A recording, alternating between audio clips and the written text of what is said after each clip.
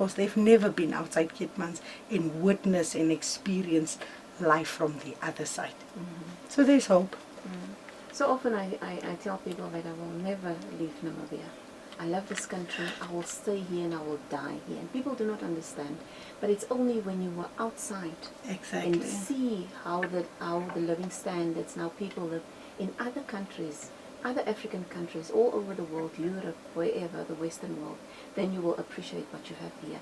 And it's like you said, we are so self-consumed, we're so narrow-minded because we only experience what is happening here, and we think, and we think our circumstances is the worst, while there are people with worse off circumstances than ourselves. If we see other people's circumstances or we hear how other people are suffering, we will realize that we're actually very grateful, that we should actually be very grateful, that we're actually very fortunate where we are in the situation that we are currently. Exactly. Nono Zinzile, to just have a final contribution towards that point. I think also schools have a huge role to play in terms of life skills, in terms of coping skills, in terms of coaching children from a very young age how to cope with life circumstances. And I think that has moved outside a little bit of the education system. We need to bring it back. Yeah, but not just schools, the church also. Absolutely. All community organizations, for that matter, projects that is happening, government institutions, we need to take up that armor again and educate our youngsters from a very young age that life is not a bliss. Things are happening. This is what is happening. We need to expose our children at a very young age so that the coping mechanisms within themselves become stronger. But like me, having to lose my mom just finishing grade 12, this culture shock.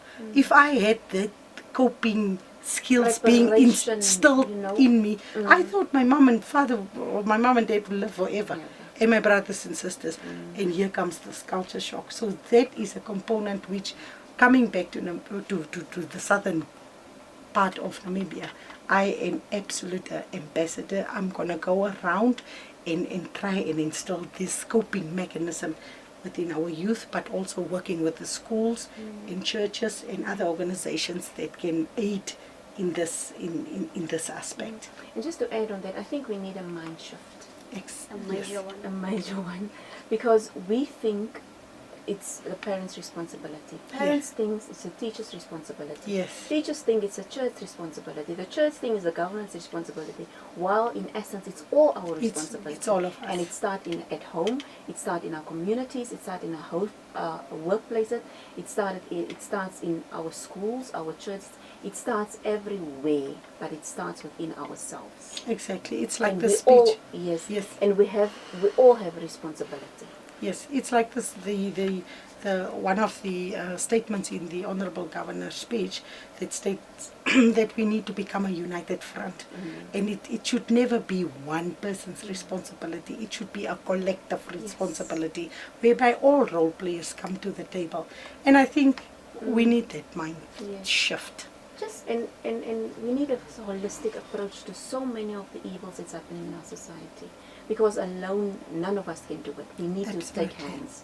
Like you said, we need to be a united, collective, holistic front there. Yes. And it starts with us. It starts with the two of us, the three of us, the four of us. That's where it starts.